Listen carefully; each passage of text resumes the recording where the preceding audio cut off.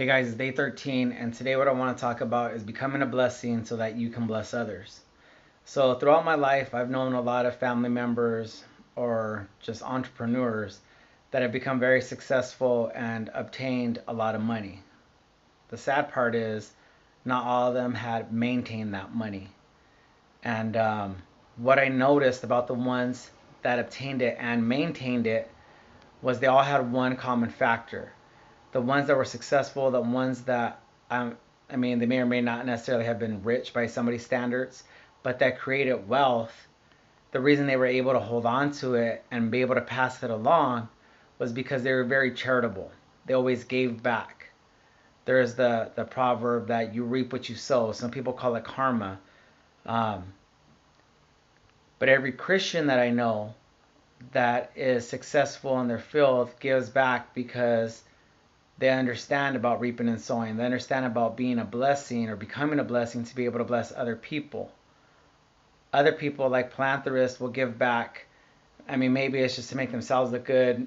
Maybe it's because they have a big heart. I don't know. I'm not to judge people. But all I know is those that have made it and maintain it are the ones that are always giving back. They're starting organizations. They're giving to organizations. They're starting ministries. They're pouring into ministries. And I've seen that across the line. So, two quick stories. In the construction field, you see a lot of companies that get passed down from generation to generation. So, the grandfather or the father builds this company literally off their back. They start as an apprentice, they start literally digging in the trenches. And as they move on in the years, they get their contractor's license. They start building up their business. They go from small contracts to big contracts, winning big bids. And sooner or later, this company is a multi-million-dollar company.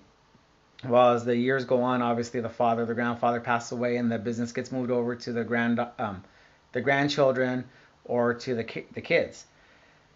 And because they didn't work that hard to build it up, they don't have an appreciation or maybe an understanding of it. They just use it as a personal ATM.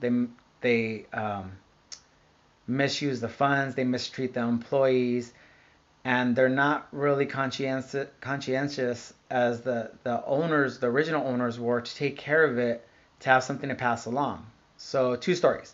So the first story goes, when I was an apprentice, I knew of a company. It was a pretty big company, and they had three sons. And the owners were hoping to pass the business on to these three sons. And the first son, who was really good, he journeyed out. He was a really good journeyman. He really liked his work. He was good working with other people. Well, one day he was on a scaffold, and I'm not really sure the whole story, but I heard that he went underneath the railings and fell off the scaffold and he died. And so obviously they couldn't leave the business to him. And then another son that I went to apprenticeship school with, when I became an apprentice, he was a couple stages above me.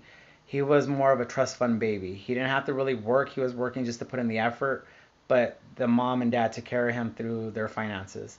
So they bought him a house, and what I had heard was he had a big party a couple days after moving in, and he OD'd on drugs in the new house. And the third son was one that was in the office. He kind of knew the office, but for whatever reason, the family did not want to pass it on to him. So when the owners originally passed on, they had one of the partners buy out that son's shares, and that son had no claim to that construction company anymore. So what the father had built up, it was lost through the sons. Another company I know that they had built their business as a huge company, kept a lot of guys busy for a lot of years. Really had integrity with the original owners, but as soon as the sons took over, the sons again just mishandling the funds.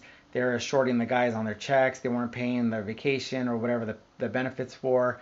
They weren't finishing or completing jobs. They weren't doing the quality on the jobs that they should have been doing, and that business fell apart. I mean, literally, they shut the doors. Guys were like, what's going on? We still have jobs to finish that they had to give over to other companies to finish because it just wasn't there. The integrity wasn't there, and the whole meaning behind that company wasn't there. Um, but other companies that I've seen start from startups, from nothings, um, it's because they always gave back. They always gave back. Whether it was in their name, their business name, whether it was an organization or ministry that they started or just partnered up with, they were always giving back. And I just think that You can't bless others until you're first blessed. Yeah, doing this note business will bless my family.